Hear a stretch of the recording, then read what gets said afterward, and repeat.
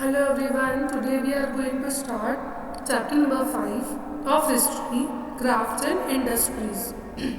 In this chapter, we will learn demand of Indian textiles, impact of Indian Revolution, industrial policy of Britain, setup of machine-based industries, flourishing British textile, economic drain of India. The drain theory was an indication of national leaders' comprehensive understanding of colonial situation. जो drain theory है हमारी जो drain theory वो एक indication है हमारे national leaders के लिए जो कि कॉलोनियल सिचुएशंस को समझते हैं। ड्रेन थ्योरी के थ्रू हम लोग ये देख सकते हैं कि किस तरीके से जो ब्रिटिश रूल का एक्सप्लॉइटेशन वाला कैरेक्टर था वो एक्सपोज हुआ। After strengthening its position in India, the English East India company began to treat India as a colony and started exploiting it. जब इंडिया की पोजीशन मजबूत हो गई तो जो इंग्लिश ईस्ट इंडिया कंपनी थी उसने इंडिया को एक कॉलोनी की तरह ट्रीट करना स्टार्ट किया और एक्सप्लॉइट करना भी शुरू किया। इस चैप्टर में हम लोग पढ़ेंगे क्या इम्पैक्ट रहा ब्रिटिश पॉलिसीज का, पर्टिकुलरली ऑफ इंडियन टेक्सटाइल।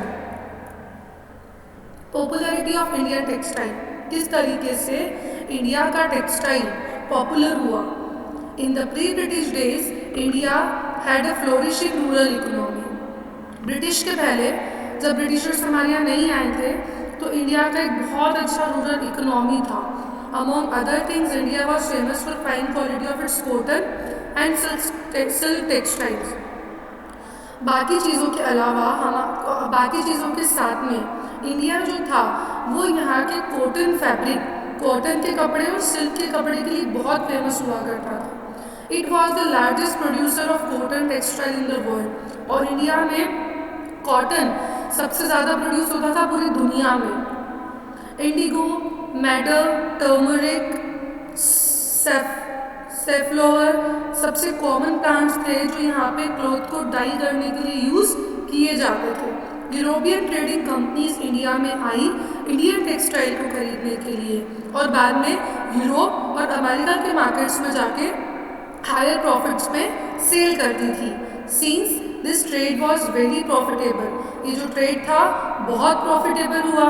जो मुगल एम्परर्स थे उनको इनकरेज किया गया कि वो लोग यूरोपियन ट्रेडिंग कंपनीज हमारी कंट्री में लेके आए।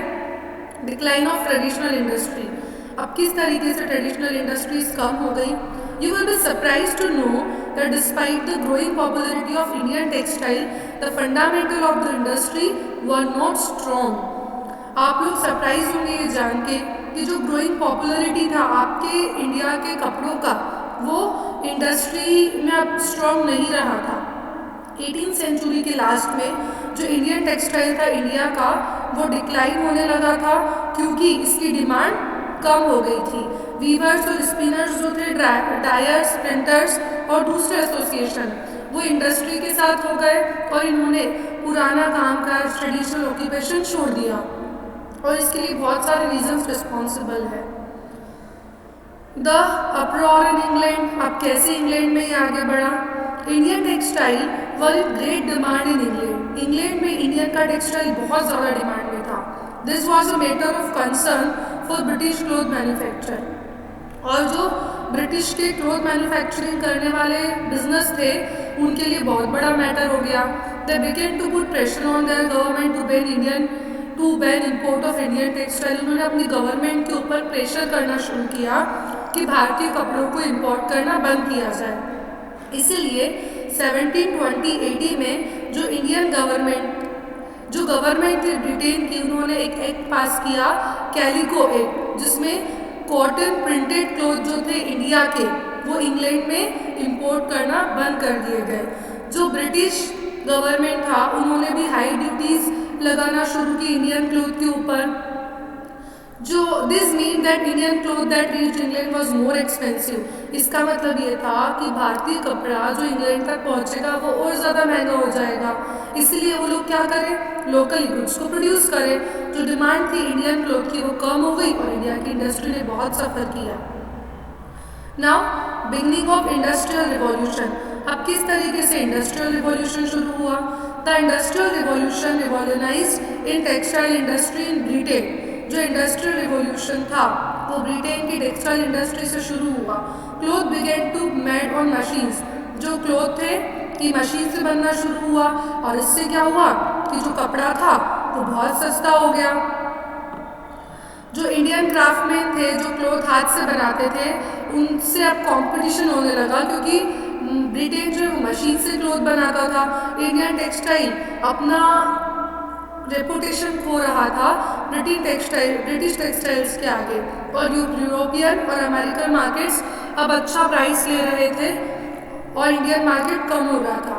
Britain had control the export of Indian skills and printed calicoes to Britain by imposing heavy duties on its sale in Britain। अब क्या होता, ब्रिटेन ने सारा एक्सपोर्ट अपने हाथ में कंट्रोल कर लिया था और ये लोग हाई ड्यूटी अप्लाई कर रहे थे सेल के ऊपर। और जो ईस्ट इंडिया कंपनी थी जिसका अकेले का राज चलता था हमारे ट्रेड पे, मोनोपोली मीन्स एकाधिकार, अकेले का राज चलना, वो खुद से ट्रेडर्स के ऊपर फोकस करके अटैक कर रहे थे और उन्होंने इंडियन ट्रेड को बिल्कुल बाहर निकाल दिया था। Okay, so will learn next topic in the next video. This much is enough. Thank you so much.